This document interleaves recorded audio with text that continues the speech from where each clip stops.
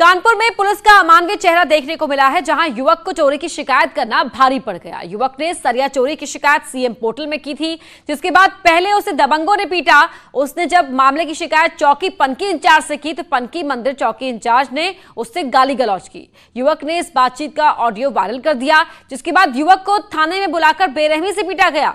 युवक का आरोप है कि उसे रात भर थाने में पीटा गया, बाद में उसका चालान किया गया। एसएसपी ने वायरल ऑडियो के मामले की जांच सीओ को दी थी, लेकिन जांच होती उससे पहले युवक को थाने में बुलाकर ऑडियो वायरल करने की सजा दी गई। अब पीड़ित युवक इंसाफ की गुहार लगा रहा है।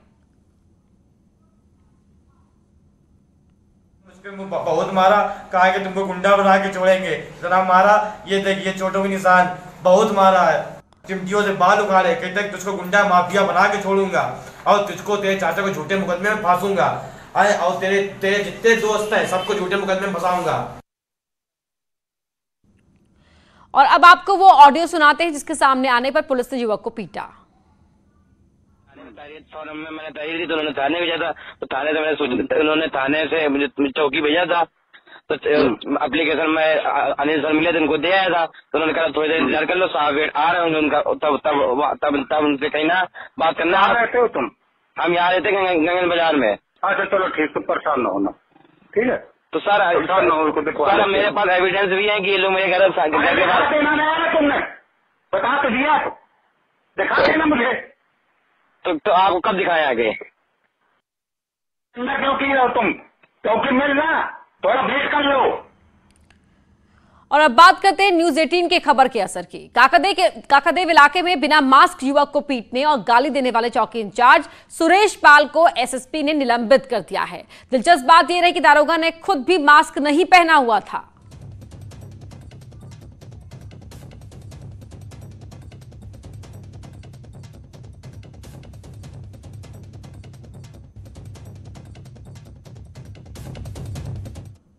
काट देंगे सर, बोले ना चालान बुक बिना मास्क लगाया मैंने। लॉकडाउन? हाँ मारिए सर, बिल्कुल मारिए। लॉकडाउन कहाँ घूम रहे हो? मैं सामान लेने आया था, मुझे नहीं पता। लॉकडाउन पता क्यों नहीं? तो मारेंगे सर, गलती हो गई, मैं माफी मांग, तुमको बंद करूंगा।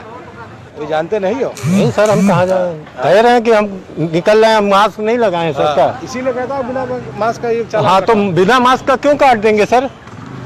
चलो चलो इसको, सुंदर यहाँ इसको पकड़ो, चलो हवाला में डालेगा,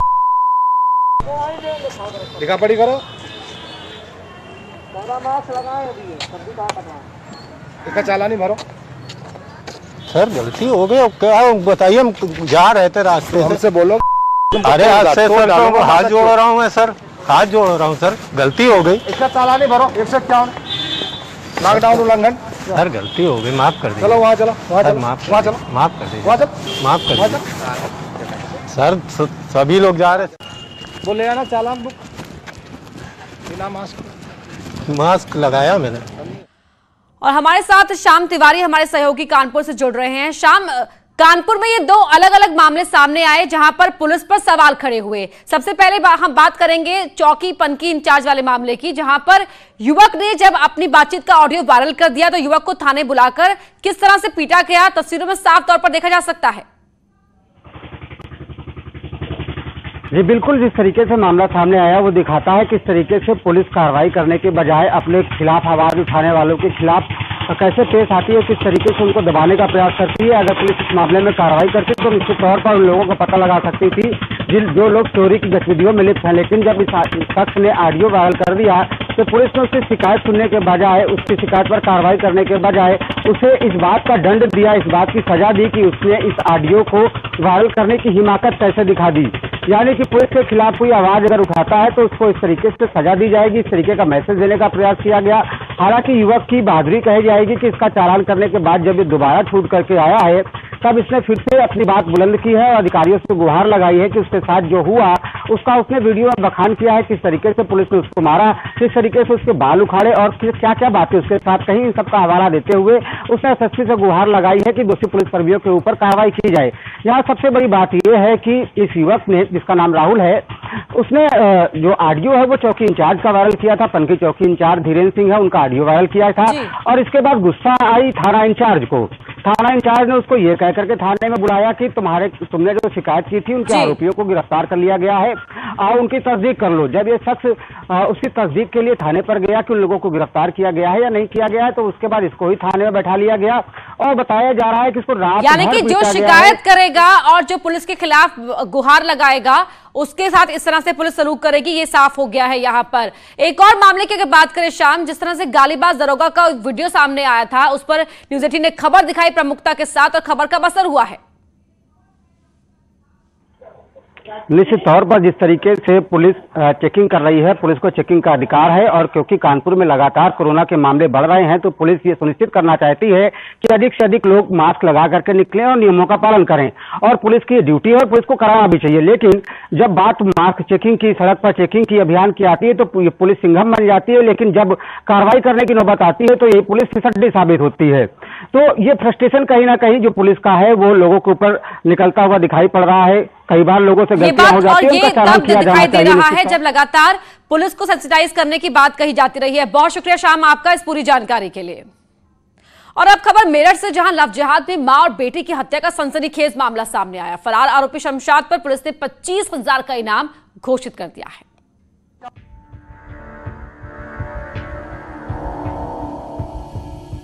मेरठ के परतापुर इलाके में मां बेटी की हत्या की गुत्थी पुलिस ने सुलझाने का दावा किया है।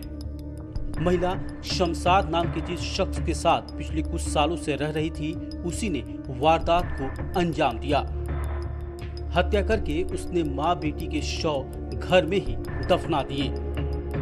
फील्ड यूनिट और खुदाई करने वालों को लेकर गया, खोदा गया, सब चीज़ें देखी गई तो उसमें पाया गया कि वहाँ पर 2 शव हैं जो काफ़ी क्षत और काफ़ी नष्टीकरण की प्रक्रिया में है। महिला की सहेली ने 14 जुलाई को गुमशुदगी की रिपोर्ट दर्ज कराई। मामले की छानबीन में जब पुलिस ने कथित पति शमशाद से पूछताछ की तो उसने हत्या करने की बात कबूली, लेकिन बाद में नाटकीय ढंग से वो फरार हो गया। एक युवती के गायब होने की सूचना 14 जुलाई को थाने पर उसकी सहेली ने दिया था, जिसके आधार पर 364 IPC का अभियोग पंजीकृत किया गया था। अभियोग पंजीकरण के पश्चात इसमें गहन छानबीन शुरू की गई। गहन छानबीन और तमाम अन्य तथ्यों को जब देखा गया तो पाया गया कि जिसके विरुद्ध अभियोग पंजीकृत कराया गया है वो संदेह के घेरे में है। उससे 1-2 बार पूर्व में भी पूछताछ किया गया। जिस महिला की हत्या हुई वो गाजियाबाद की रहने वाली थी। आरोप है कि शमशाद ने खुद को हिंदू बताकर अपने चंगुल में फंसाया। पिछले कई सालों से महिला अपनी बेटी को लेकर उसके साथ रह रही थी, लेकिन जब उसे शमशाद के हिंदू न होने की असलियत पता चली तो दोनों में विवाद हुआ। इतना ही नहीं, शमशाद ने महिला पर धर्म बदलने का दबाव बनाया। 2 वर्षों के बाद उसको पता चला कि ये शमशाद और इस्लाम धर्म को मानने वाला है और फिर प्रिया पर दबाव बनाने लगा कि तुम्हें भी इस्लाम धर्म को स्वीकार करना होगा और मेरे अनुसार ही रहना है। सीधा सीधा लव जिहाद का जुड़ा मामला है। पुलिस आरोपी शमशाद की तलाश में छापेमारी कर रही है। सबूत जुटाने के लिए उसके घर में तोड़फोड़ भी की गई, क्योंकि बताया जा रहा है कि जो मुख्य आरोपी है वो बिहार का रहने वाला है। इस डबल मर्डर से सनसनी फैली हुई है। देखने वाली बात होगी कि मुख्य आरोपी कब तक पुलिस के शिकंजे में होता है। कैमरा पर्सन अभिषेक शर्मा के साथ उमेश श्रीवास्तव, न्यूज़ 18 मेरठ। और उमेश श्रीवास्तव हमारे सहयोगी मेरठ से फोन लाइन पर जुड़ गए हैं।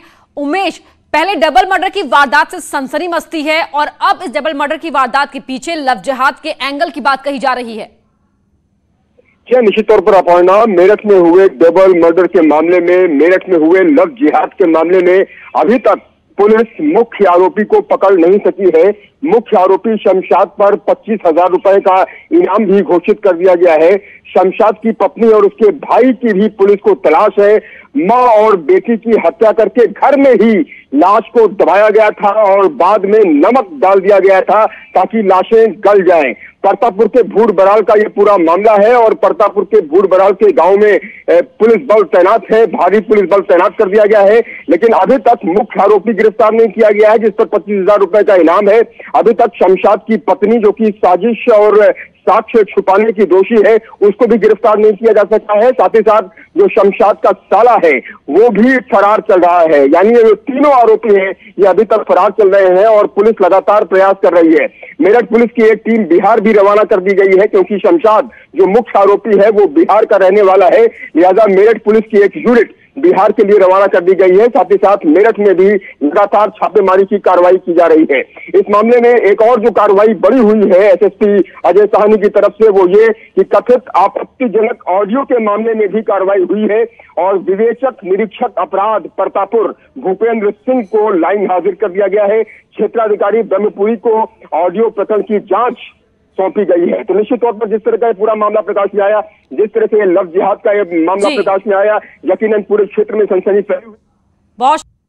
नोएडा के दादरी के जूथर्ड एरिया में पुलिस चेकिंग कर रही थी, तभी एक बाइक पर सवार आता देख पुलिस ने देखा और रुकने का इशारा किया, लेकिन बदमाश रुकने के बजाय पुलिस पर ही फायरिंग करते हुए भागने लगा।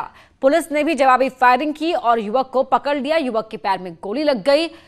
युवक का नाम देवेंद्र है, जिस पर 25,000 का इनाम घोषित है। दादरी थाना अंतर्गत गोल चक्कर के पास दादरी पुलिस द्वारा चेकिंग की जा रही थी। उसी समय एक बदमाश रोकने पर पुलिस पार्टी पर फायर करने लगा। फायर करने के दौरान जवाबी कार्रवाई में एक गोली उसके पैर में लगी है, जिसे चिकित्सालय भेजा गया है। ये बीटा 2 थाने से गैंगस्टर का वांछित अभियुक्त है, जिस पर पूर्व से ही 25,000 रुपये का इनाम घोषित है। इस पर आधा दर्जन से अधिक मुकदमा है। वहीं ग्रेटर नोएडा के थाना बादलपुर क्षेत्र में पुलिस ने मुठभेड़ के बाद 2 बदमाशों को गिरफ्तार किया है। चेकिंग के दौरान पुलिस ने जब 2 बाइक सवार को रोकने की कोशिश की तो वो एनटीपीसी रोड पर भाग गए। पुलिस ने पीछा किया तो बदमाशों ने पुलिस पर फायरिंग कर दी। जवाबी फायरिंग में दोनों ही बदमाश गोली लगने से घायल हो गए, जिन्हें पुलिस ने गिरफ्तार कर लिया। इनके पास से पुलिस ने 2 तमंचे, कारतूस और एक मोटरसाइकिल भी बरामद की है। घायल बदमाशों को हॉस्पिटल में एडमिट कराया गया। उन्होंने मोटरसाइकिल दौड़ाई और पुलिस पे फायर किया। जवाबी फायरिंग में इनको गोली लगी है 2 लोगों के पैर में, और जब इनकी पहचान की गई तो एक अभियुक्त रोहित और दूसरा दीपक, ये इनकी पहचान हुई।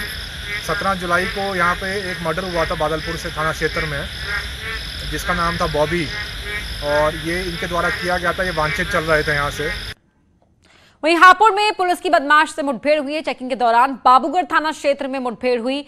फायरिंग में बदमाश के पैर में गोली लगी। बाइक, तमंचा और कारतूस बदमाश से बरामद हुआ है। तो ऑपरेशन क्लीन लगातार जारी है। एक के बाद एक मुठभेड़ की खबरें आ रही हैं। हापुड़ में ये मुठभेड़ की तस्वीरें टीवी स्क्रीन पर आप देख सकते हैं। बदमाश पकड़ा गया, उसके पैर में गोली लगी। पुलिस को उसके पास एक बाइक और अवैध असला मिला है।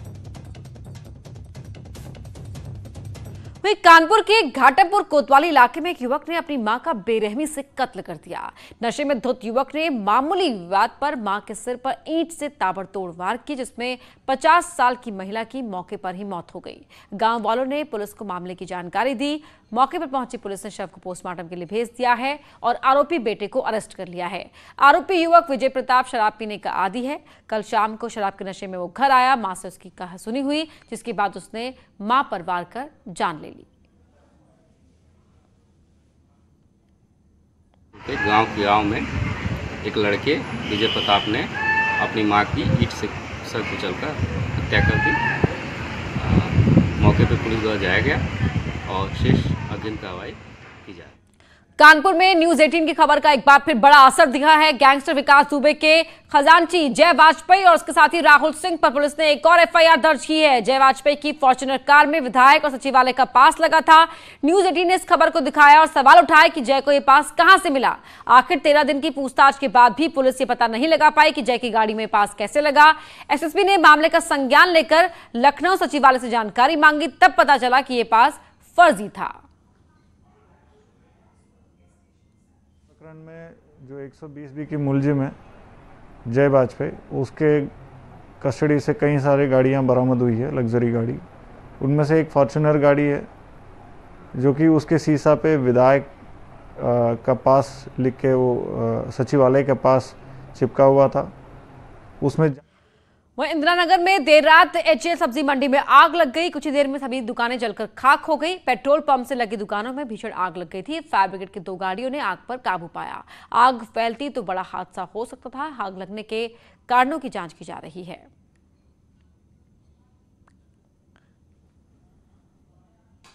यहां रुक रहे छोटे से ब्रेक के लिए।